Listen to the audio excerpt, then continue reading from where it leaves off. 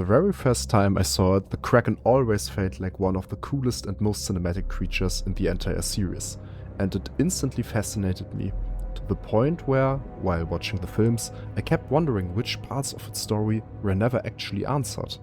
In the Pirates of the Caribbean universe, the Kraken is not a myth. It is a real and deeply feared creature. Sailors talk about it in whispers, and many people either refuse to believe in it or hope it doesn't exist at all.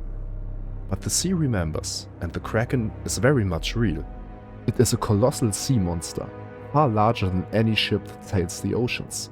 Its enormous tentacles can rise from the water without warning, wrapping around masts and hulls with terrifying ease. When it attacks, escape is almost impossible. The creature is not acting on instinct alone. It is directly bound to Davy Jones, who can summon it wherever he wishes. To him, the Kraken is a weapon, a living extension of his will. And that is exactly how it is used, to hunt ships, drag them beneath the waves, and wipe out nearly every member of the crew. The films clearly show what the Kraken does.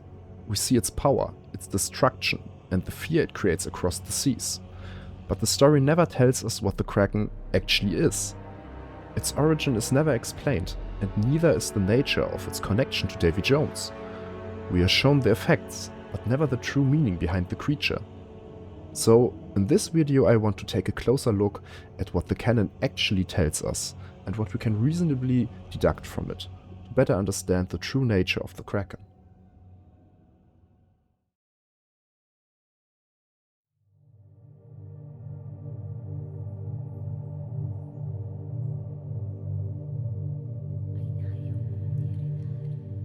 The Kraken feels older than any natural being we meet in the story.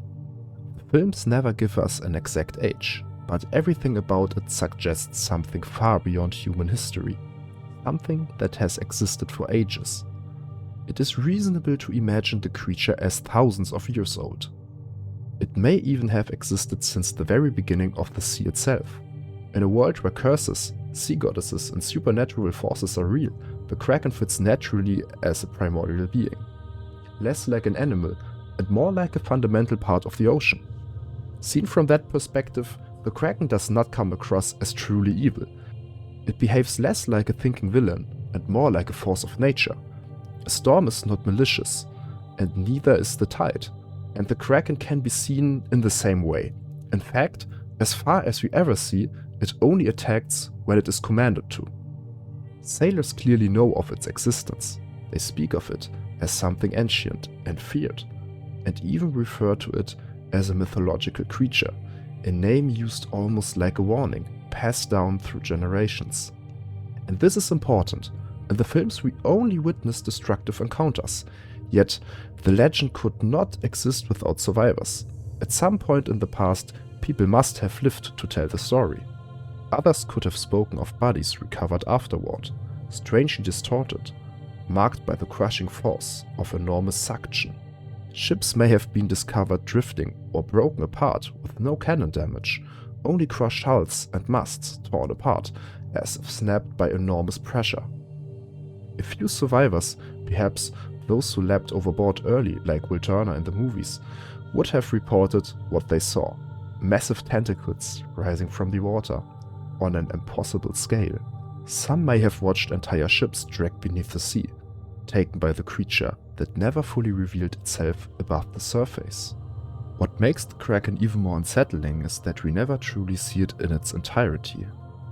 The films only offer fragments: a massive shape moving beneath the water, enormous tentacles tearing through wood and sail, or a brief glimpse of its body as it stranded itself on the shore. We are never given a full, clear view of the creature all at once. This restraint creates a similar effect to Jaws. The unknown becomes far more terrifying than a fully exposed monster. The imagination fills in the missing pieces. And yet, despite these limited glimpses, we gradually understand just how immense the Kraken really is. Perhaps it was precisely this mixture of mystery and overwhelming size that gave rise to the legends surrounding it. Over time, certain regions of the ocean may have earned a reputation as cursed waters, silently avoided by sailors who prefer to trust the stories rather than test them.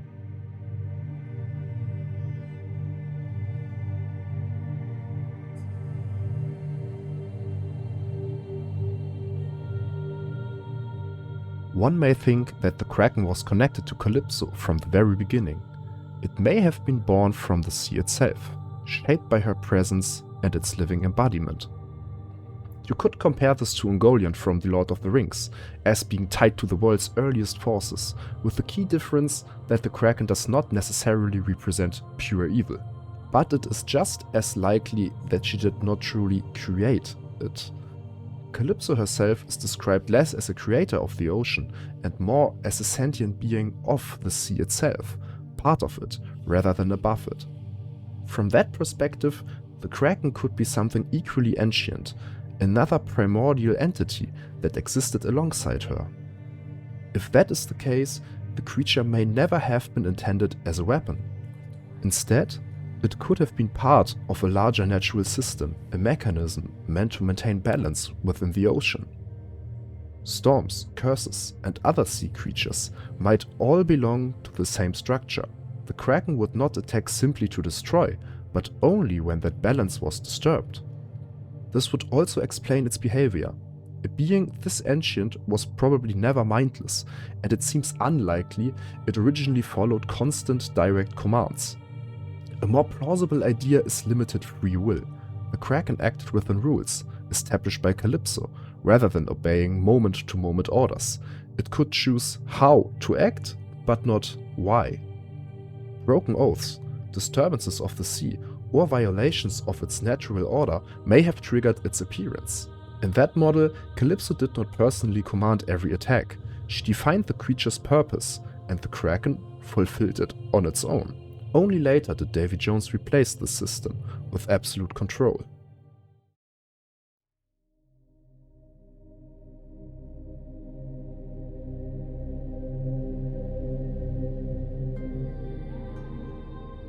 One simple idea would be, whoever commands the sea commands the Kraken. If Calypso was removed, Davy Jones might have become the next logical master. But that explanation has problems. The world clearly acknowledges other sea powers, and someone else could theoretically have taken that role. The connection between Jones and the Kraken was likely not automatic authority, but something more specific. A more fitting moment is the curse placed upon Davy Jones. When he became bound to the sea, the Kraken may have become bound to him as well. The creature consistently hunts those marked with a black spot. If that mark represents a broken sea-bound oath, then the Kraken is not randomly killing, it is enforcing a rule. In that interpretation, the creature targets oath-breakers because its original purpose was to restore balance to the sea. The killings would then be consequences, not malice. Jack Sparrow is the clearest example. Davy Jones raised the Black Pearl from the depths of the sea and returned it to Jack. In exchange, Jack was allowed to captain the ship for 13 years. After that time, he owed 100 years of service aboard the Flying Dutchman. When the day came, Jack refused. By breaking this contract, he was marked with a black spot, and the Kraken was sent to collect the debt. Even objects connected to such broken oaths may act as beacons. The merchant ship carrying Jack's head is attacked not because of the crew, but because it carries something tied to that unpaid bargain. Originally, Davy Jones himself was never meant to decide who dies. His duty, given by Calypso, was to ferry the souls of those who died at sea into the afterlife. Only those already claimed by the ocean belonged to him. In that system, the Kraken haunted the marked, and Jones guided the dead. The creature delivered bodies to the depths, and Jones handled the souls. But something later broke. When Jack is killed by the Kraken, he does not reach a true afterlife. He ends up in a place in between, a state of unfinished existence. The Kraken only destroys the body, it does not guide souls. And because Davy Jones abandoned his duty, Jack's soul was never collected. The system failed. The Kraken, once part of balance, became a tool of punishment. There is also another possibility. Davy Jones may have learned how to control the Kraken rather than inheriting it. Some expanded lore speaks of the Journal of the Ancient Seas, a source of forgotten sea magic. The same knowledge that allowed Jones to bind Calypso into human form may also have allowed him to bind the Kraken. This would mean he did not conquer the creature through strength, but through ritual. That fits exactly with what we know. Jones possessed ancient knowledge, powerful enough to instruct the Brethren Court how to imprison Calypso. In this view, Calypso remains the source of the power, while Jones merely wields it. Over time, the Kraken's role seems to change. What once enforced order becomes fear. The creature is no longer balance, it is punishment, used deliberately. The strongest proof of this control appears later, when the Kraken strands itself under orders connected to the East Indian Trading Company. The act does not feel voluntary. It suggests absolute magical domination rather than cooperation, implying that Jones' authority over the sea forces obedience from the creature as a consequence. And yet, the Kraken appears mortal, which raises a final question. It is truly dead?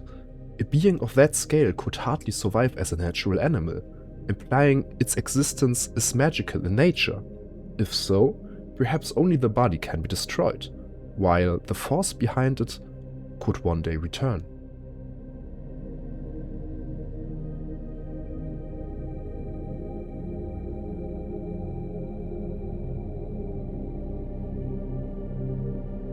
The Kraken was probably never meant to be just a monster. Everything about it points to something far older than any human character, an ancient force of the sea itself. Its original role seems tied to balance rather than destruction. The deaths it caused were likely consequences, not its true purpose. Calypso may never have controlled the creature directly. Instead, she defined its place within the natural order of the ocean, and the Kraken acted within that role. Davy Jones, in contrast, did not create or truly tame it. He inherited control through curses and possibly through forbidden knowledge, after that balance had already begun to break. What once served order slowly became a tool of fear. The Kraken's obedience does not feel like loyalty, but corruption, a force of nature bent away from its purpose. Seen this way, its death does not mark the end of the sea's power, it marks the end of its misuse. In the end, the story of the Kraken is not really about violence, it is about balance lost, duty abandoned, and power abused. So that's it for this video. Thanks a lot for watching and for taking the time to dive into the Pirates of the Caribbean universe with me. This franchise is kind of underrated in my opinion, so I really hope you enjoyed it. I would really like to hear your thoughts as well, so please feel free to share your own ideas and interpretations in the comments. Just keep it respectful. Good discussions make these topics even more interesting in my opinion. See you in the next one.